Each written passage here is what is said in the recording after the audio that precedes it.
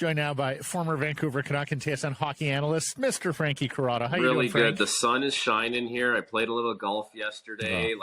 I don't love being inside when it's like this, but because it's you guys, let's do it. Well, thank you for making it. Look at that, Blake. He finally got around to playing golf in mid-April. That's adorable. That? That's quaint. Does the grass grow in April? No, there? so you know what's funny? So my course, that I was a member at, and I used to work there when I was a kid in high school, they've actually shut the course down because they sold it and they're building homes on it. And they're not developing it yet. So I've actually gone out there twice. I just parked my car on the side of the road and hopped on the course, and I'm just going out playing it before all the grass grows in. I don't know if that's a greasy move, but I don't see a problem with it. It's just grass. I'm hitting the ball around. I'm not causing a stir. I'm not replacing my divots though. So no, it's trespassing. It's a misdemeanor. I was going to say, you ask if it's greasy. It is clearly trespassing, and I never knew you worked at Glen Abbey as a kid. Good for you. You know what? Glen Abbey actually got the okay to stick around. My course didn't. See it. I know. Oh, yeah. Really? Well, so what was this course? The Toronto Board of Trade in Woodbridge. Board of Trade's closing down. Blake, really? Oh, end of an era. Wow. 45 holes done. Yeah. Wow, that's crazy. 45 holes. Yeah, we had two 18s, two nice 18s, and an executive 9. It was actually an excellent setup because if you couldn't, when I was working there, if I couldn't get out on the 18s, I would just go play the 9 hole. It's great. Yeah. Your ears perked when you heard the comments from Bo Horvat earlier this week. As somebody who has played with him, knows him a little bit, and certainly is aware of this market and that one. What did you make of it all? Oh, man. All right. So if a player makes a comment like that, it's not directed at the fans. It really isn't. Bo Horvat had to be a leader through a lot of trying times with this organization. And it's funny to me, and I get the backlash that he got from fans. And because, essentially he called out the fans, really. He basically, to me, said, it's kind of a library at the arena sometimes. That's how I took it. But the way it really is trying to come across, it's like, don't you remember the last 10 years? There was a lot of players that left that organization, and it was like they left the room smelling all right, but maybe others within the organization may have said some things about them on their way out the door, and it didn't really pass the sniff test for me. It's like, if a guy's moving on, if you're not re-signing a guy, if you're trading a guy, you're putting a guy on waivers, that's your prerogative. That's fine. No need to trash guys on their way out the door. And he was around for all of that. He had to take a lot of bullets for that team. I just think when he says something like that, it's not directed at the fans. It really is directed at the management that he had to endure over the last 10 years. It's amazing how low the bar became in Vancouver. And you guys know this. This was the team that was basically on the precipice of winning a championship and in and around that. And after that, it became this thing where it was like, let's just not be too much of a circus for 10 years. And he had to answer for that every single night. It's crazy how low the bar has become. And the team still has a long way to go, for sure. And this new management group will have to raise the bar as well as the players on the ice. But man, this was a guy who had to deal with a lot of dumb stuff while he was captain. You hear guys talk about it all the time. Put players in a position to succeed. Whether it's a young guy coming out of college or coming out of junior, getting called up from the American League. Well, how about your young captain who's supposed to be the face of the franchise? Did they ever put him in a position to succeed at that role? Right. No chance. Yeah. Yeah, just more controversy after more controversy. Did the fact that he had a dig for anybody, did that surprise you? Because, I mean, we got to know Bo quite a bit, especially when we were working for the rights holder, and I did commercials with him and stuff like that. And it just shocked me that he had a dig for anybody. It Never really mind, did. not it the fans. Shocked me, Blake. Shocked me. When I heard him say that, I thought, wow, there's no way Bo would ever do that. First of all, he's such a nice guy. And second of all, he's just very calculated with what he says, how he says it, the kind of image he wants to portray. And that would just tell me how frustrated this guy is that he's actually willing to say that now. And I get it's the heat of the moment. You finish a hockey game, you have adrenaline pumping. You get carried away sometimes in the moment. He was mad that he's experiencing this really for the first time. That's why he's mad. He's like, why haven't I had more of this in my life? Where has this been? And also, like, man, he just it's weird too because the trade happened and Beauvillier played well, and then Horvat went into a slump. And I think a lot of the people were maybe talking about how Vancouver won the trade and we got rid of Horvat at the right time. Yeah, okay, like that's fine. Everyone's entitled to their opinion, but he probably deserved a little more leeway than that. Maybe a little more respect, leaving, walking out the door. The Islanders are going to the playoffs. And Pittsburgh isn't, Frankie. Your analysis on both sides of that. Well, the Islanders are a team that's hard to play against. They're stingy defensively. They have a really good goaltender. That is the bottom line for that team. Ilya Sorokin is an elite goalie in the league, and he gives them a chance to win every single night. So what they maybe lack in offensive firepower, they certainly make up for with the way they play as a team and the stinginess they play with. Pittsburgh is a shock for me. Like when I looked at Pittsburgh's roster coming into the season, regardless of all the other teams in the Metro, right? The Rangers, Carolina, the Devils, I thought that's a roster that is going to be top 3 in the Metro and is going to do really well this year. Just the name value on a lot of those players, it certainly has a lot of cachet. Where Pittsburgh went wrong is not the fact that they re-signed everyone and got the band back together and they re-signed Malkin and Letang. That's the right thing to do for them. It's the moves that were made underneath that. Like the bottom 6 players need to have some kind of role and identity that isn't necessarily I'm just a top 6 guy and I'll try and get my points when I get them. And it just seems like there needs to be, you need some speed, first of all. They were too slow. Then they went out, and this was after they were already a bit of a disaster. They went out and got a guy like Michael Granlund. That never made sense right from day one, why you would want to acquire that guy. He doesn't fit that role. So it was just a mess, and at times their goaltending wasn't good enough. It'll be interesting to see what happens there now because someone posed the question to me last night. Crosby has 2 more years left on his deal. Ovi has 3 more years left on his deal. Who gets back to the playoffs first, if any of those guys do get back to the playoffs? I said Sid.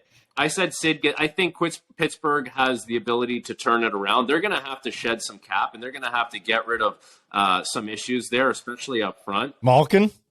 Do they get rid of Malkin? I don't know. I don't know how you get rid of Malkin after you just re-signed him. I think the answer is probably to try and get Malkin to buy in a little more away from the puck, and that'll be Mike Sullivan's job because – what Malkin does with the puck is fine. It's just you watch them play too many nights and you're like, man, that's the same kind of stuff you were doing 10 years ago. Like at some point you got to try and rectify. But I guess you are what you are at that point. And that's, he's not going to be that player. But that's why you have players lower in the lineup that kind of help balance that out. And when Pittsburgh was a really good team, they had that. They had Nick Bonino as their 3rd-line center, who was really defensively responsible, and Matt Cullen was their 4th-line center. Like, take those rosters that Pittsburgh had when they won, and take the rosters now, and you're like, okay, a guy like Carl Hagelin on the 3rd line. Who's the Carl Hagelin of this team? It's not Danton Heinen.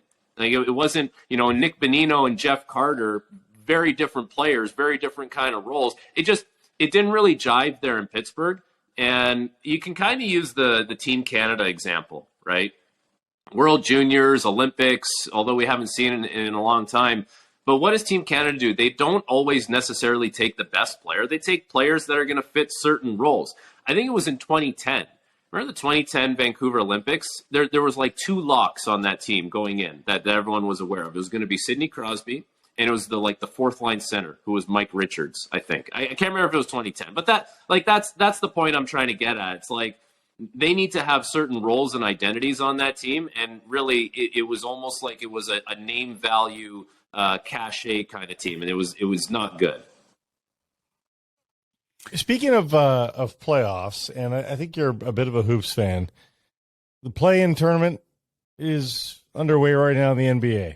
Would you? If you're the National 100% I would. Absolutely. Yeah, I think it's a no-brainer. Yeah, I think last night sitting around watching the Raptors game, although it wasn't a great result for them, I was into that. And I like the fact that like we always talk about the NHL being a business. Okay, well, there's another game. There's another game where you're gonna have TV viewers. You're gonna have viewers in the stands. It draws people in because it's do or die. I love it, and it just gives you a different look as far as who can you see in the first round. And teams go through slumps throughout the year. Teams have injuries. It just gives another opportunity to a team that may be getting hot at the right time, and you're saying, I don't want to see that team in the playoffs. Like, I don't know, the Ottawa Senators were maybe that team this year, although I don't know if they would have qualified, like the one through 10 or whatever it is. But like, there's always that team that people like to say, yeah, that's a team I wouldn't want to see, but they're not going to get in because they figured it out at the wrong time or they weren't healthy at the right time. So I would love to see it. I found myself investing in the game because it's easy to invest in a 2.5 hour winner take all stakes. That's right. But I didn't find myself investing in either of the teams because I just don't believe either of those teams or pretty much every play-in team has a chance to win the whole shebang. And that's what I struggle with is I'm effectively watching something with stakes that might as well be an exhibition because neither of these teams have the medal and have proven so over 82. The Raptors for sure. To get the Raptors, to the promised absolutely. I've watched them a ton this year. There's no way they were going deep into the playoffs. And especially thinking about you're going to have to beat the Bulls, then you're going to have to win again, and then you're going to go against Milwaukee. I don't think so. The one that interests me is in the West. I haven't checked today, but if the Lakers are still at 7, like that's a play-in team that can actually do some damage because LeBron there's always this thing surrounding the Lakers. If they're healthy, if this, and you're like, okay, but if eventually has to turn into when, and it doesn't seem to happen often with them. But there's always that kind of, it's like they're a mythical creature, the Lakers. It's like, whoa.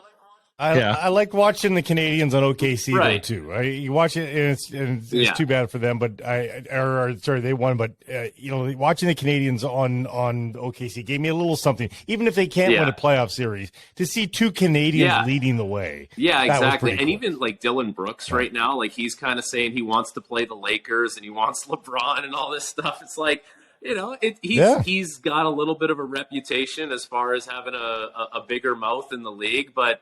Hey, it's a Canadian representation, and I like it, and it's good for our fans and our market to have it. And this kind of just goes back to you asking about, do you like the play-in? Well, now we're talking about all these different storylines regarding the play-in. So it draws more people in, and it is captivating. Yeah. And theoretically, I'll say this. There's been 4 8-over-1 seed upsets in the history of the NBA playoffs. Theoretically, NHL teams do better, right? Like bottom of the NHL playoff field should do a little bit better. Akito Hirose, Frankie, he's played 6 NHL games here. He's got 3 points, and we're hearing some Chris Tanev comparisons. He's a skinny kid out of college, and he just seems to have that calm and that poise. Yeah, what have you seen out of the young the way he defenseman? Moves. Like that's the first thing that kind of stuck out to me. The way he moves, there's a certain like fluidity to the way he skates, and it was pretty calm with the puck. It was a good first impression. I think that's all you're trying to do right now if you're him. You come in, it's a new situation, you make a good first impression. You know the coach is going to be here next year, and ultimately now, like this is similar to the situation I was in when I made my debut. I played the 3 games, played the playoff games, but you can't really assume that anyone's penciling you in for next year. You have to kind of just go about your business and go home in the summer and say like, I actually have a lot to prove coming back there because it is a small sample size and because everyone's going to be ready to start the season and you don't know who they're going to sign in the offseason. Like that's the biggest thing all these guys who make their debuts at the end of the season have to keep in mind. Management group is sitting in a room with a bunch of whiteboards saying, okay, these are the groups the teams in our division. They're going to have these guys, that guys. Here's the free agents. It's like, okay, we're probably not going to go into the season just assuming that Hirose is going to be here and this guy's going to be there. It's more like, okay, who are we going to sign to make sure we're insulated? And if one of those guys comes in and wins a job, that's something we can address at the time. So, like, he's coming back next year. He's got to be thinking, I got to win a job because there's going to be other players coming in. There's internal competition. There's guys from the American League that are going home thinking the same thing. But as far as first impressions go, he did a really nice job, and he has a lot of tools that would bode well for him. It's one of those things with defensemen. It's like they kind of always talk about this. They like you to cook in the minors. Unless you're really ready and you show that, they're thinking, let this guy cook a bit, and then we'll bring him up at some point. Lastly, from my end, Frank, you're of the generation of hockey players that would have, if not grown up, at least been aware of analytics as you were playing out your career. This last week of games here, and we think we got a stat patter here tonight potentially with the Canucks and the Coyotes. Do guys try and pad their analytics? Like, are analytics now thought of and followed enough amongst rank and file hockey players that guys are interested in improving their Corsi and things like that? No, not analytics per se. The only time I ever saw my analytics come up in a negative way was when I went to arbitration with the Leafs. And I don't know if I've told you guys this or not. I've said it elsewhere.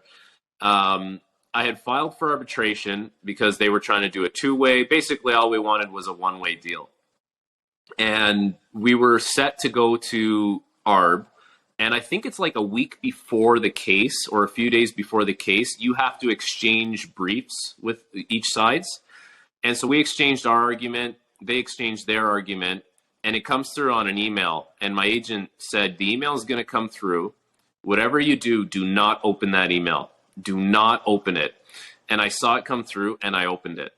And it was 52 pages of how bad I am as a hockey player. Like, I'm not even joking, 52 pages. And I start scrolling through this thing, and there's like pie charts, there's graphs, there's numbers, there's percentage things. And I'm like, what the hell is this? I've never seen any of these analytics before in my life. I have no idea. I said, like, I would have no idea how to improve this. I actually asked an analytics guy once. He tracks games. He does all that kind of stuff. He'll have the report for you after the game. And it was a curious question. I said, as a player, is there a way I can do something on the ice that can actually improve what my after a game report would look like? He basically said in a long answer, he said, not really. Like, you're going to make clean exits or you're not going to make clean exits. The analytics are going to tell you that. There's nothing I can tell you that you need to do other than you need to actually execute on the ice. Right? Be good. Yes. That's it. Like, that's it. You're either going to do it on the ice or you're not. And just the analytics are going to reflect that. There's nothing you can do to really prepare it. Corsi's a weird one because it's basically you throw a shot attempt on net and you get a mark for a Corsi. But if you dig a little deeper on that, like the expected goals on a point shot from, 45 feet with no one in front of the net is going to be 0.001. So it's actually really not helping you. So, but points is a different conversation. This is your last kick at the can to grab any cookies you can along the way. You want an assist, you want a goal. All of a sudden you're thinking, man, I'm sitting at 9 goals. I want 10. I would love to finish the year with a couple more assists. That is what you're looking for. You're not necessarily. You're pinching in from the point. Maybe a little bit more than that, huh? You're pinching in from the point, you might be joining the rush a little bit more. And if you're like for a defenseman, right? If you're just, hey, you make a little pinch, it's successful. You're like, I'm hanging out in the offensive zone for a little longer than I normally would. Also, Frank, what's the repercussion? What are you going to do? Bench me next game, exactly. coach? Worst case scenario, you grab a cookie and you're like, whew, I'm going to do that more often. That was great. Yeah. Well, I'll say two things. Number one, I'm reminded of the great Jeff O'Neill, Jim Rutherford story here, where the O-Dog blows off the exit meeting. Rutherford calls him and says, Jeff, where are you? He says, Jim, I'm somewhere outside of Buffalo. I scored however many goals this year. You know what kind of year I had. Yeah. I know what kind of year I had. Oh, Have a great best. summer. I'll see you in September. And then secondly, Frankie, if I see any guys dumping the puck in on net tonight, you expect a text message. You know or exactly two, what okay? they're doing if they're dumping it on the net. Exactly. Marvelous stuff, brother. We'll catch up next Awesome, week. We'll thanks. talk some playoffs. Yeah.